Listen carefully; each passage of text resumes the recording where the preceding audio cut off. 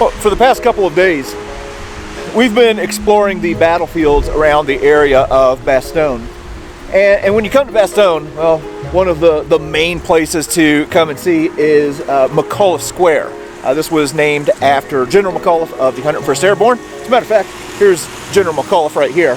But another thing that really stands out in this square is this knocked out tank that was nicknamed the Barracuda.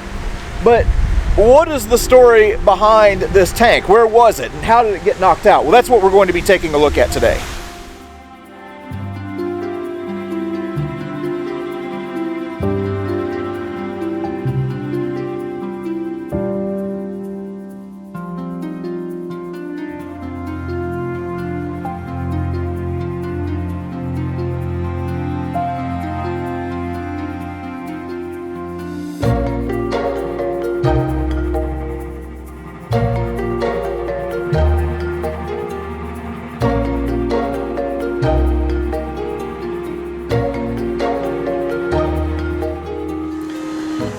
Again, we are right here in Mli Square, and here is a monument to General McAuliffe, who the square is named after.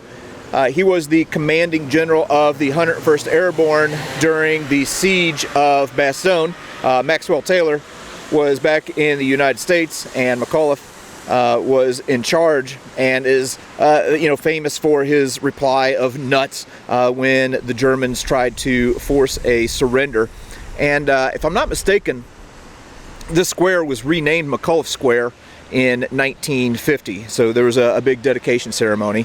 But again, what we really want to focus on is this tank, because it's one of the, I guess, more prominent features here in the square, but I don't think that anyone really knows the story behind it. But right here at this monument, they have a plaque that says, "In honor of the valiant men of the 10th U.S. Armored Division who gave their lives for freedom in the 1944 to 1945 Ardennes campaign in the Bastogne area." So the 101st Airborne really gets a lot of the attention for what happened here in the siege of Bastogne, and a lot of people forget that the 10th Armored was right in here with them. As a matter of fact, the 10th Armored was in Bastogne before the 101st Airborne got here. And then they have another plaque right here that tells us a little bit. It says, "This tank, knocked out in December 1944, recalls the sacrifice of all the fighters for the liberation of Bastogne and Belgium." All right, so let's take a look at some of the damage on this tank. All right, so obviously we've moved around to the back of the tank, and one thing you notice right off the bat is it's got a little bit of extra ventilation in it. So this tank received 2 hits in combat. The first one, now we don't know if it was a German tank or if it was a self-propelled gun. We're not exactly sure on that. But this tank was hit in the rear first, and you can see it's kind of an angled blow that it takes, and it ripped this scar in the back end. If we look even closer, you can tell that some of the metal is melted around it. So this was an armor-piercing round that hit this tank, but it didn't penetrate. It actually went in, and let me see if I can adjust my lighting here a little bit. It hit a bar underneath, and let's see, I'll brighten it up just a little bit more. There, you can see where that piece of metal is bent. So it actually entered in through the back, hit underneath here, and then went straight down. So the first shot didn't penetrate the tank, but it sure did get their attention. Now, here's something else that we can learn from walking around this tank. Even though this is a memorial to the 10th Armored Division, this is not a 10th Armored Division tank. This is an 11th Armored Division tank from the 41st Tank Battalion. The 11th Armored showed up, later in the battle. Now, if we move off to the side,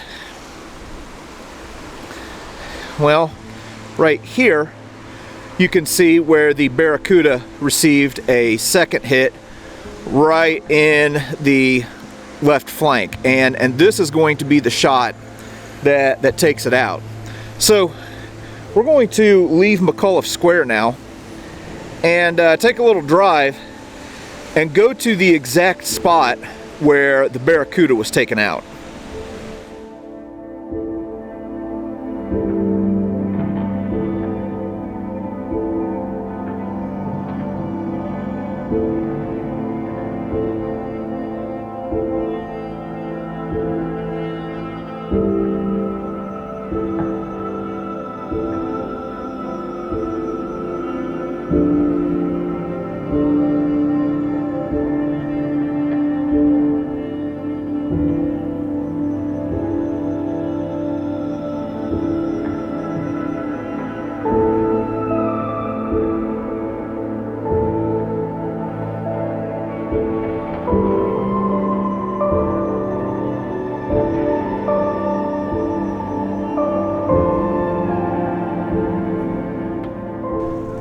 Well, now we have moved to the small village of Houbremont, which is to the west of Bastogne. And on December 30th of 1944, the 11th Armored was moving in from the west down this road right here.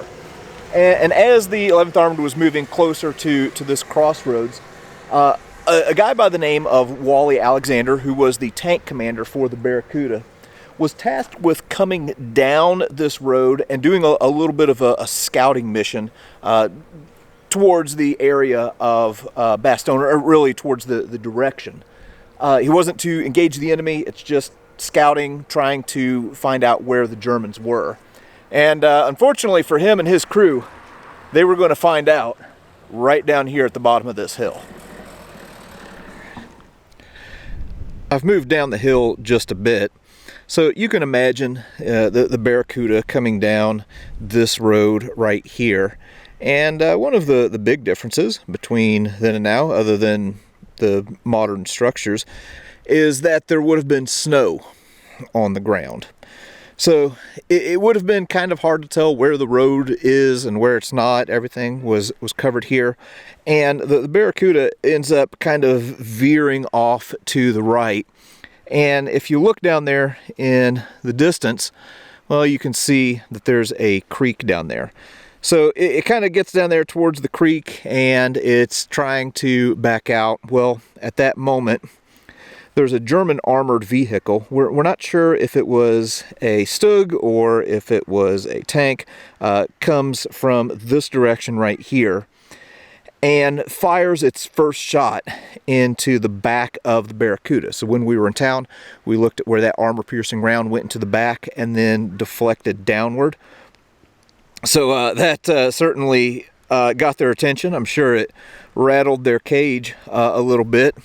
And then the left track ended up getting kind of hung up in the creek. So they're going back and forth, and they're trying to get out.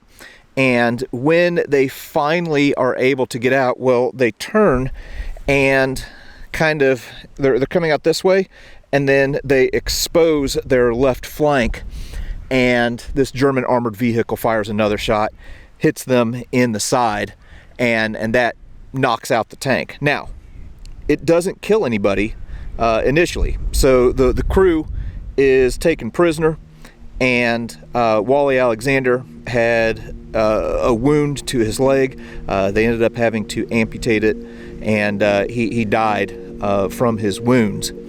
But anyway, all of that happened right here in this very spot.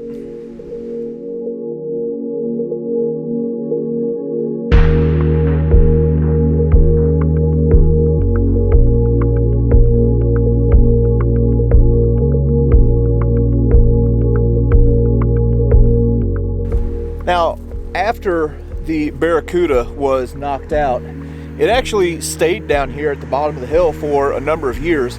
And in this area, there were different scrap crews that would go and scrap these different tanks and, you know, tear them apart. Well, the owner of this farm didn't want the Barracuda taken apart on his farm because he didn't want oil and fuel leaking out onto his farm. So they ended up taking it to another location and then it ended up in Bastogne, where it remains today as a memorial to the 10th Armored, even though it's an 11th Armored tank. But anyway, that was a little bit more on the fate of the Barracuda that now sits in Mli Square in Bastogne, but was knocked out right here at the bottom of this hill on December 30th, 1944.